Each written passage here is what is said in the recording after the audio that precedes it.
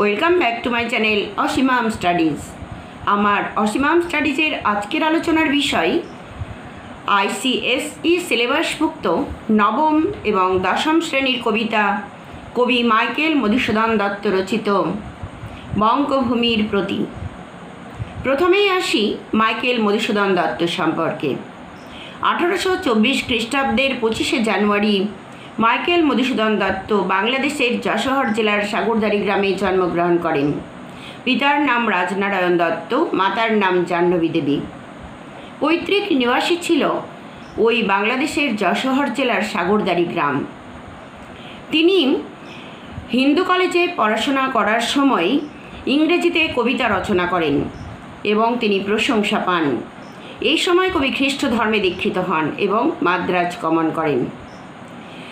তিনি সেই সময় ইংরেজিতে দুটি বই লিখেছিলেন, দ্য ক্যাপটিভ লেডি এবং ভিশন অব দ্য পাস্ট, কিন্তু সেইভাবে জনপ্রিয়তা অর্জন করতে পারেননি।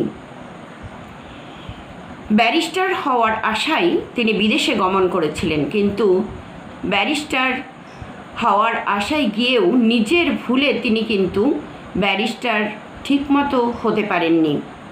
তিনি বিদেশে গিয়ে দুজন খ্রিস্টান মহিলাকে বিয়ে করেছিলেন, প্রথমত হেনরিয়েটা এবং রেবেকাকে। হেনরিয়েটাকে ফেলে এলেও রেবেকাকে কিন্তু সঙ্গে নিয়ে আবার ফিরেছিলেন। সেখানে কিন্তু বিদেশে জনপ্রিয়তা অর্জন করতে না পেরে বাবার পাঠানো টাকা বন্ধ হয়ে গেলে, দুঃখে কষ্টে দিন যাপন করতে করতে ক্লান্ত হয়ে গেলে শেষ পর্যন্ত বিদ্যাসাগরের কথা মতো, অর্থাৎ প্রিয় বন্ধু বিদ্যাসাগর কথা মতো তিনি দেশে ফিরে এসেছিলেন এবং এসে তিনি রচনা করেছিলেন শর্মিষ্ঠা, পদ্মাবতী, কৃষ্ণকুমারী ইত্যাদি নাটক, মেঘনাদ বধ কাব্য, বীরাঙ্গনা কাব্য, ব্রজাঙ্গনা কাব্য। মেঘনাদ বধ কাব্য তার শ্রেষ্ঠ কাব্য, শর্মিষ্ঠা, পদ্মাবতী, কৃষ্ণকুমারী তার নাটক, এবং প্রহসন বুড়ো শালিকের ঘাড়েরও একেই কি বলে সভ্যতা ইত্যাদি। এইভাবে বিভিন্নভাবে রচনা করে তিনি জনপ্রিয়তা অর্জন করলেও ততদিনে কিন্তু অনেকটা সময় নষ্ট হয়ে গেছে। তিনি এখানে এসে ব্যারিস্টারি করেও বেশ টাকা কিছু কামিয়েছিলেন, কিন্তু তার বেশি ঔদ্ধত্য অর্থাৎ বেশি খরচ করার জন্য শেষ পর্যন্ত তিনি সাধারণ মানুষের মতো মৃত্যুবরণ করেছিলেন। এই মাইকেল মধুসূদন দত্ত রচিত কবিতা বঙ্গভূমির প্রতি। এই বঙ্গভূমির প্রতি কবিতায় কবি দেশ মায়ের কাছে তার ভুলের জন্য ক্ষমা চেয়েছেন। কবি মাইকেল মধুসূদন দত্ত বলেছেন যে দেশ বিদেশে যাওয়ার আগে তিনি এই কবিতাটি রচনা করেছিলেন। তিনি বলেছেন যে মা, কুপুত্র যদিও হয় কুমাতা কখনো নয়, তাই আমি বিদেশে গেলেও আমি ভুল করলেও তুমি মা হয়ে যেন আমাকে ক্ষমা করে দিও মা, যেন আমি মানুষের মনে চিরজাগরুক হয়ে থাকতে পারি, অর্থাৎ চিরজীবন বেঁচে থাকতে পারি। তুমি আমায় এই আশীর্বাদ করো, আমি ভুল করেছি বলে তুমি আমায় অভিশাপ না দিয়ে আশীর্বাদ দিও মা, আমি যেন মানুষের মন্দিরে অর্থাৎ অর্থাৎ মনের মধ্যে, হৃদয়ের মধ্যে চিরজাগরুক হয়ে বেঁচে থাকতে পারি। আমি তোমার কুপুত্র হলেও তুমি যেন আমাকে ভুল বুঝো না মা। লোভের বশবর্তী হয়ে তিনি বিদেশে গমন করেছিলেন, কিন্তু শেষ পর্যন্ত তার ইচ্ছা পূরণ হয়নি। তিনি ফিরে এসেছিলেন বাংলায় যখন এসেছিলেন ততদিনে অনেকটা সময় নষ্ট হয়ে গেছে। তিনি বাংলাতে পপুলারিটি অর্জন করেছিলেন ঠিক কথাই, কিন্তু সেভাবে তিনি জনপ্রিয়তা অর্জন করতে পারেননি, অর্থাৎ সে সময় তার অনেকটা সময় নষ্ট হয়ে গেছে। এইভাবে মেঘনাদ বধ কাব্য তার শ্রেষ্ঠ কাব্য, বীরাঙ্গনা কাব্য, ব্রজাঙ্গনা কাব্য এগুলো রচনা করেও তিনি শ্রেষ্ঠত্ব অর্জন করলেও কিন্তু সেইভাবে তিনি জীবনযাপন করতে পারেননি, অর্থাৎ যেমনভাবে তিনি কাটাতে চেয়েছিলেন, যেমনভাবে তিনি ছিলেন উচ্চাভিলাষী। এই উচ্চাভিলাষী মনোভাবের জন্য তিনি কিন্তু জীবনে উন্নতি করতে পারেননি। তিনি তাই দেশমায়ের কাছে ক্ষমা প্রার্থনা করে তাই বলেছেন যে রেখো মা দাসের মনে এমিনতি করি পদে, সাধিতে মনের সাধ ঘরে যদি পরমাদ, মধুহীন করোনা গো তব মন কোকোনদে। রেখো মা দাসের মনে, আমি দাস অর্থাৎ চাকর, আমি তোমার সন্তান। এ মিনতি করি পদে তোমার পায়ে আমি এই প্রার্থনা করি মা, সাধিতে মনের স্বাদ ঘটে যদি পরমাদ। আমার মনের ইচ্ছা পূরণ করার জন্য যদি কোনো ভুল করে থাকি, যদি কোনো পরমাদ হয়, মধুহীন করো তব মন কোকোনদে। তোমার মনের মধু থেকে আমাকে বঞ্চিত করো না। মন কোকোনদ, পদ্মের মধু থেকে, তোমার মনের যে পদ্ম সেই পদ্মের মধু থেকে আমাকে বঞ্চিত করো না। প্রবাসে দৈবের বসে জীব তারা যদি খসে। প্রবাসে মানে বিদেশে। আমাদের দেশের মানুষ যদি বিদেশে বাস করে তাহলে তাদের বলা হয় প্রবাসী বাঙালি। প্রবাসে দৈবের বসে জীব তারা যদি খসে। প্রবাসে আমার ভাগ্যের জন্য যদি আমার জীব তারা, জীবনরূপ তারাটা খসে যায়। আর এখানে জীবনটাকে তারার মতো, তারার সঙ্গে তুলনা করেছেন কবি। জীবনে যদি আমার মৃত্যুবরণও করতে হয়, অর্থাৎ জীব তারা যদি খসে, এ দেহ আকাশ হতে নাই খেদ তাহে। এই দেহটাকে আকাশ, জীবনটাকে তারার সঙ্গে তুলনা করেছেন। এই দেহ আকাশ থেকে যদি আমার জীব তারা খসে যায়, তবুও কিন্তু আমার দুঃখ নাই, যদি তুমি আমায় ক্ষমা করে দাও মা। এই মায়ের কাছে এই মিনতি করেছেন, এই প্রার্থনা করেছেন কবি মাইকেল মধুসূদন দত্ত, উচ্চাভিলাষী কবি। নিজের ভুল স্বীকার করে মায়ের কাছে ক্ষমা প্রার্থনা করেছেন। জন্মিলে মরিতে হবে, অমরকে কোথা কবে, চিরস্থির কবে নীর হায় রে জীবন নদে।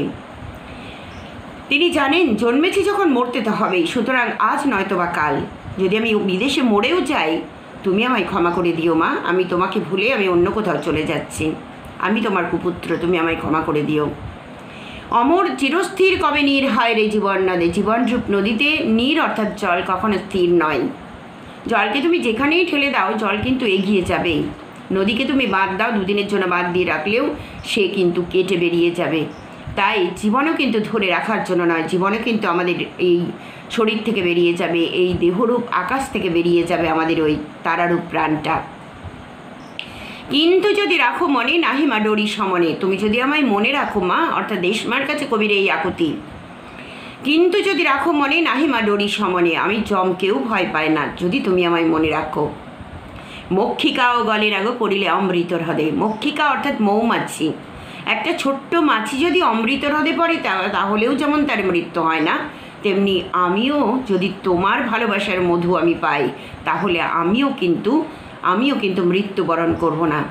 এ মৃত্যু কি দেহের মৃত্যু?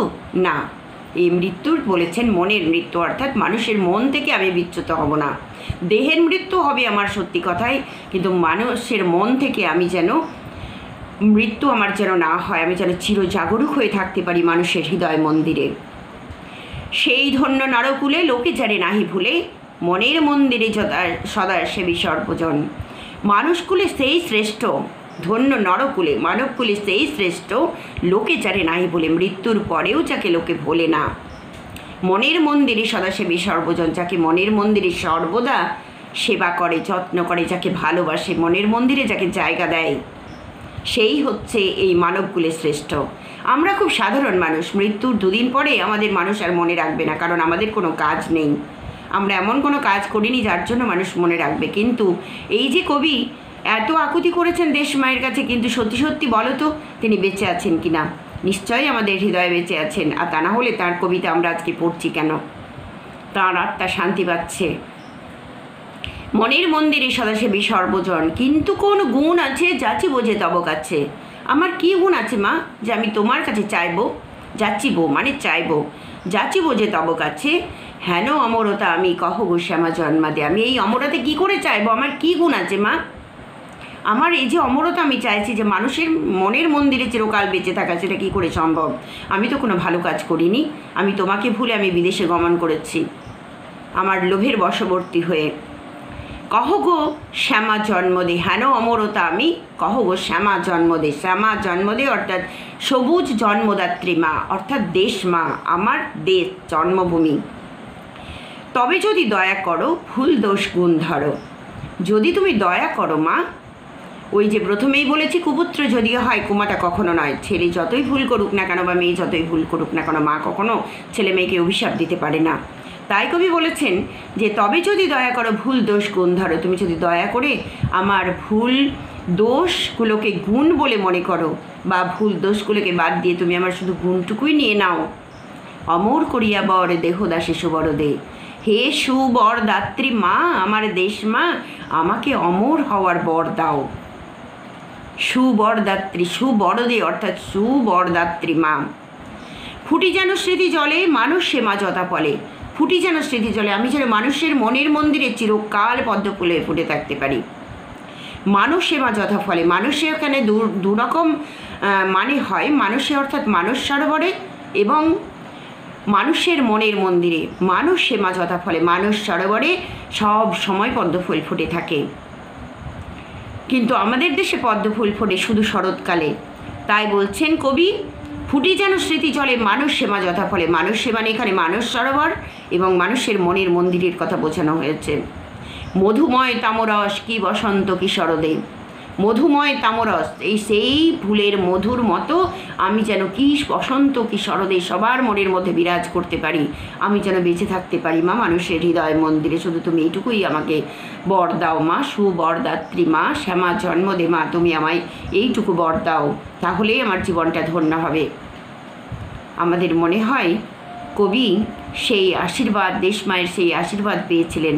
তা না হলে তিনি আজও আমাদের হৃদয়ে বেঁচে আছেন কেন? শুধু আমাদের হৃদয়ে নয়, এতদিন ছিলেন, আজও আছেন, ভবিষ্যতেও থাকবেন। এদের কখনো মৃত্যু হয় না। ভিডিওটি কেমন লাগলো জানাতে ভুলো না। যদি ভালো লাগে তবে একটা লাইক, শেয়ার ও সাবস্ক্রাইব করে দিও তোমার অন্য বন্ধুদের দেখার জন্য। পরে আবার অন্য কোনো আলোচনা নিয়ে আসছি। ততক্ষণ পর্যন্ত ভালো থেকো সবাই। ধন্যবাদ রইল। কী ধরনের ভিডিও পেতে চাও জানিও।